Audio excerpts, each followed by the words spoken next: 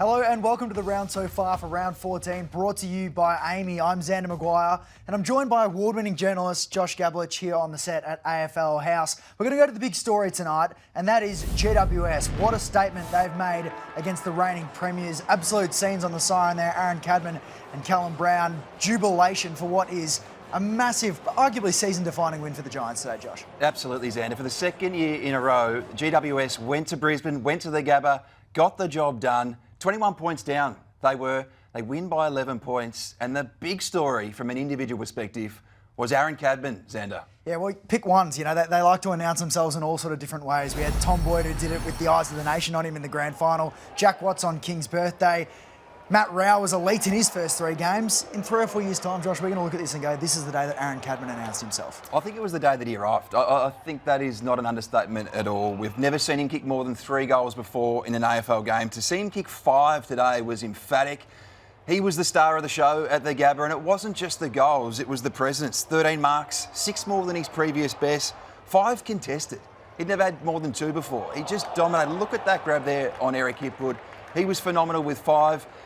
He almost upstaged Jesse Hogan. I think he did, really, because Jesse Hogan did finish with 6 and he was dominant, edged closer in the Coleman medal. Quite incredible performance by Jesse Hogan, but clearly Aaron Cadman was the Saturday star. But like you say, the thing that he's doing that in that vision is, you know, that's not stuff that a standard key forward does, those marks. You can really see the athleticism and the X factor that made him the number 1 pick. The aura, if you will. One moment that was a dampener on the day was an injury to Jack Payne, and silence fell over the entire Gabba when he went down with a knee injury in the late parts of the first quarter there. See the mechanism there, it just folds straight away, and he clutches the front of the knee and had to be taken off the ground with play stopped after that. So the club say that, given the early assessment, they think it's a ruptured patella tendon in his knee. So think Nick Newman at Carlton. It's the same injury that he had in the pre-season, which has ruled him out for the entire season. It's probably about a 6 to 9 month injury, depending on how it heals. Either way, probably means the end of the season. Where do the Lions go to from now in what is such an important position on the field? Well, he's such a difficult player to replace, Xander. You look at his season to date, at round 14, he's an All-Australian smoky. He's going that well, so it's a devastating blow for them. Fortunately, they do have a lot of depth when you consider Darcy Gardner has come back from his own ACL tear. He's played 6 games this year. They've actually pulled him out of the VFL tomorrow. It's a short turnaround, down to Geelong, travel game, 5-day break. It wouldn't have made sense for him to play that game. It would have been too big of a risk. So you'd expect him to come in. Tom Duday's going to come back and play tomorrow. He's had so many issues with his knee. Now, he's played a handful of games in the VFL since coming back from his 3rd ACL last year. Had a bit of knee soreness. So he looms as a wild card in the back end of the year, but Darcy Gardner's the one that'll get the first chance. Now, we love talking about the GWS key forwards. We love talking about key forwards who kick bags of goals, but GWS's ball movement, particularly from the defensive half and transition, was pivotal in the way that they got over the line today. 11 goals from D50, Xander. Quite incredible. In stark contrast to the performance at Manuka Oval last Saturday night, that loss against Port Adelaide was quite rigid. What a difference Finn Callaghan makes. Now, he's missed the last 3 games with a dislocated shoulder, and he was huge today, especially when you consider no Toby Green, who's been playing a bit more midfield, no Stephen Canelio for Adam Kingsley, and Brent Daniels came back in, and we expected him to spend some more time inside. He came back out early in the first half with another abdominal injury, the same injury which sidelined him for 2 months. So Finn Callaghan was a huge inclusion today. Massive inclusion, absolutely, for Finn Callaghan there. Takes us to the Lions and a bit of a discussion around then. We spoke about Collingwood about this time last season and whether they had the hunger after summiting football's Everest. You look at the Lions, only 2 wins from their last 6 games.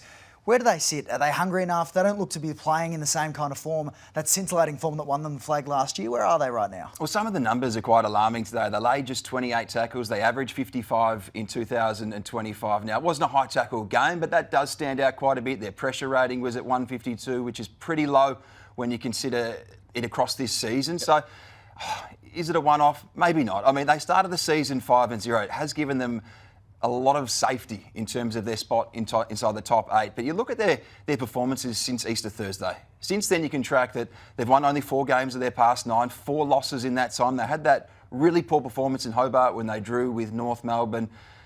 And then the factor in 3 losses at the Gabba. Another one today. So they're a big watch at the moment because they just haven't been able to click consistently in 2025. Which has been such a fortress for them as well over time. Yep. The Gabbo. Speaking of fortresses, we go to Optus Stadium tonight where Fremantle managed to defend it, but it was under siege in the last quarter when the Roos came from the heavens in the last term. And even as a North Melbourne supporter that's been through so much over the last 4 years, they would have dared to dream at one point here. Well, they were 22 points down at three-quarter time, and the game looked over. Freo had gathered control across those middle two quarters, and then Luke Parker stood up and showed why they went and got him last October. He was immense in that last quarter, but so many desperate big moments. North Melbourne had their chances, and just to think that Luke Jackson steps up with a crucial goal. Look at this from Riley Hardiman. Touch Desperate. on the line. That game stopped for the best part of 60 seconds there. Quite an incredible finish. This is the Luke Jackson moment. Stood up with 2 goals. It was a fascinating ruck duel with Darcy and Jackson up against the informed Tristan Cherry. And here it is, Josh Tracy going back. What a mark to save the game. Incredible finish. And, you know, like you say, North Melbourne, they are a work in progress with young players, but the desperation on the goal line in defence, so many great moments in that last quarter, which you'd be wrapped with as a North fan and a coach. And you talk about Luke Parker, to come to the fore in that last quarter with his experience, 8 disposals and a goal, incredible, really. Pat Voss, he's the other one. He's made headlines a bit through the season. He's pretty flashy. He's got a great personality, but he had the skills and the performance to boot today as well. He's kicking goals now, Xander, and that's been the knock on him. I mean, this guy is a great story. He spent 2 years on the rookie list at Essendon, didn't get an opportunity there, was delisted after winning the best and fairest in the VFL. Got an opportunity at Fremantle last February, did the full pre-season, signed as an SSP, played a handful of games last year, has been getting a lot more opportunities, and he's now taking his chances in front of goal. Kicked 3 against the Gold Coast Suns in really difficult conditions before the bye. Kicked 3 tonight in difficult conditions again. He's really starting to stand up. A couple of elite celebrations as well. He's the best celebrator in the game at the moment. He is good. He loves to run, and then he ran out of room and gave a crowd a ripper there. Let's go to the MCG now, where Geelong, flogged the Bombers to the tune of 95 points and really emerged as probably the preeminent side of the competition alongside Collingwood. Those two sides have won their last 5 matches, but it's how they're firing on every line that is just so impressive. And we start with the midfield here. Well, it's this duo, Xander. We are enamoured by these two, Max Holmes and Bailey Smith. What they're doing as a pairing in 2025 is different to most midfield groups. Just look at the raw numbers today. They're off the page. I'm going to be intrigued to see how the Brownlow medal votes come out in that Monday night in September. 41 disposals for Bailey Smith, 9 inside 50s, 765 metres gained, if you don't mind. Max Holmes had 36 touches, 10 inside 50s, 871 metres gained. They're number 1 and number 2 in the AFL when it comes to metres gained for midfielders. Bailey Smith, number 1 across the entire competition by some way, 70 metres ahead of the next best, nearly averaging 700 metres gains per game. He's become a phenomenon. He's become the player that we thought he would be when he had that breakout patch back in 2021. And it allows them to put Patrick Dangerfield down forward. He kicked a couple of goals today as well. But you look at their forward structure and the way they've been able to move on after Tom Hawkins so successfully, and a massive part of that is Jezza. He was incredible again today. He's been in such rich form over the last 6 to 8 weeks. And again, today against a depleted Essendon backline was no exception. He made a big move, didn't he, in the Common Medal race when you consider 6 goals, takes him 6 clear now of Jesse Hogan. He's 10 clear of Jamie Elliott, who's 3rd. Look, it was a soft kill for him today, but they all count. You need them when you're competing for these individual awards. I thought Shannon Neal was fantastic as well with 4 goals, but it truly was the day of the key forward across the competition. Now, you look at Jeremy Cameron's year. He had 7 goals on the board after the first month. He's kicked 37 in the past 10. He's really, really got going. Won a Coleman medal in 2019. He's claimed 2 more All-Australian Blazers since then. He's well and surely at round 14 in the hunt for a second Coleman. In terms of injuries, there was one today, and remarkably, it wasn't for the Bombers. It was Cats fullback Sam DeConey, who went down with a shoulder stinger, returned to the ground for about half a quarter, and then was taken out of the game halfway through the 3rd term. Whether that was precautionary, given how far they were in front, or whether there is a serious issue there, we hope not, but we'll find out in the next 24 to 48 hours. But we want to have a look at the Bombers injury list, which gives a bit of context to the result today, and particularly how good those key forwards were. Absolutely. I mean, there are 14 outs there, and 11 of them are 190 centimetres and above. So many key position players. Most of them, I'd say 9, maybe 10 of them would slot straight into that side right now. So many critical outs. We saw such an inexperienced outfit across the park, but especially down back. It made it really difficult. 2 debutants as well. I mean, factor that in. Look at them behind us. Lockie Blackiston, a 26-year-old out of the Waffle. Archie May got his first opportunity at the age of 20. They're debutants number 9 and number 10. It's the first time in half a century that they've had 10 debutants in a whole season. We're at round 14, Xander. So look at the inexperience, and it does explain a bit about the performance today. They really did fall away late. The last quarter was a difficult watch. But when you consider what they've produced across the last fortnight, I think they've been quite gallant. But today was a bit of a tough one. They've got another game heading into the bye as well. And we're not talking about guys that, have been playing on the likes of, Peter Wright over pre-seasons for 2 or 3 years. These are guys who have been at the club for 2 weeks. So it does make it so much more difficult, particularly with the mid-season guys. You talk about the VFL today. Dylan Shield was in there. They had Sardis. They had a lot of experienced guys, not so much in the key position department. Where do you go to next? Do you look to bring a bit of that experience back into the side if you can?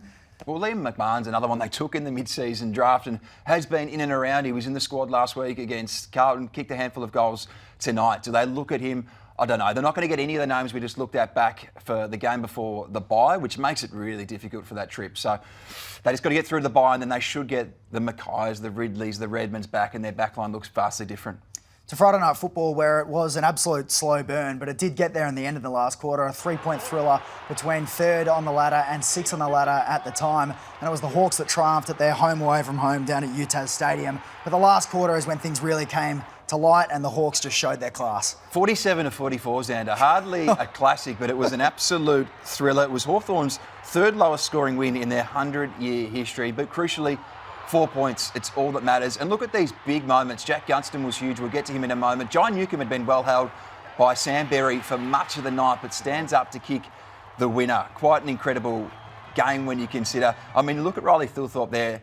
Adelaide had so many issues in front of goal. Last week, they kicked 5 straight in the last quarter and they win that game against Brisbane. You go to Launceston on Friday night and it was the likes of Thilthorpe, Fogarty, Rankin, they all had opportunities. Tex Walker, they combined for 110, the 4 of them. So it was a really difficult night in front of goal. Having said that, it was a difficult night for kicking goals. You were down there. Absolutely, I was on the fence there, and it was very cold and dewy. But you talk about experience. We spoke about Luke Parker just before and how much he's brought in terms of the intangibles, the leadership, the knowledge of the situation. We looked at Jack Gunston there with that handball to John Newcombe, but he had countless moments where his experience came to the fore. He's just such a smart player, isn't he? And they talk about him like he's an on-field coach. They didn't expect to get this many games out of him this year. Early last year, it looked like he was done. Even this year, he started the first fortnight out of the side. He's been in such good goal-kicking form, but he was just so smart with his leading patterns and his decision-making on Friday night. He ends up with 2 goals, 3. He has 2 goal assists as well. He has the most score involvements on the ground. It was a crucial performance by him. And his leadership, you can't discount it because no James Sicily, no James Warple, no Mitch Lewis, so many outs, no Will Day. Young guys in that forward line as well. Exactly. Guidance. Yeah. Do you give him another contract? Do you look to Jack Gunston with the form that he's in and what he brings off the field and in terms of that leadership, do you go, we need you around for another 12 months? It makes perfect sense to me. I know we haven't seen Mitch Lewis just yet. He's edging closer to a return, but what happens if he has some complications? Kel Shadir's had a back injury, which is stress. I think he goes around again. We're talking about all the north of 30 boys at Collingwood that are going to go around again. Yep. Jack Gunston's 33. I think he's got a 2026 year in him for sure. Now, you mentioned the conditions down there. Like I said, I was on the boundary. I had 4 layers on. I don't think 4 was enough. It got down to, I think, 4 degrees Celsius. Feels like 3. Definitely felt like -2. But my question to you is, did those conditions, the dew on the ground, the slipperiness, the general skillfulness of the game, the goal kicking, did it end the debate? We need a roof on the Tassie Stadium when the Devils come into the game. Are you asking me, did the AFL deliberately schedule a game in round 14 in the middle of June as a test case? And I think you're right. I think the point was proven. I love that ground. I think it's great for day games. It's the second night game we've seen this year where the conditions have dramatically affected the outcome of the game and the product of the game. And the other game against GWS, it was wind. Yep. But on Friday night, there was no wind, there was no rain, but it was incredibly difficult for ball handling, and we saw it with the product in the end. So I think you're right. I think going forward, I think the Tassie Devils need a stadium with a roof. And of course, there are other elements to this. You know, it's for major events, it's for expanding the city down in Hobart. It's not just about having the Tassie Devils in that stadium, but at the same time, it would improve the footy product and the lives of us down there on the boundary a lot more if they can get that done. But didn't stop a few magical moments. We went through the Q4 moments, but probably our moment of the round so far was Josh Worrell and the desperation in this moment. Moment of the round. This is the tackle of not just the round, but it feels almost like the tackle of the year. Have a look at him here. Max Ramsden put some body on, but clearly not enough body. Nick Watson thinks he's out. But Josh Worrell, who is having a breakout season, absolutely hunts him down.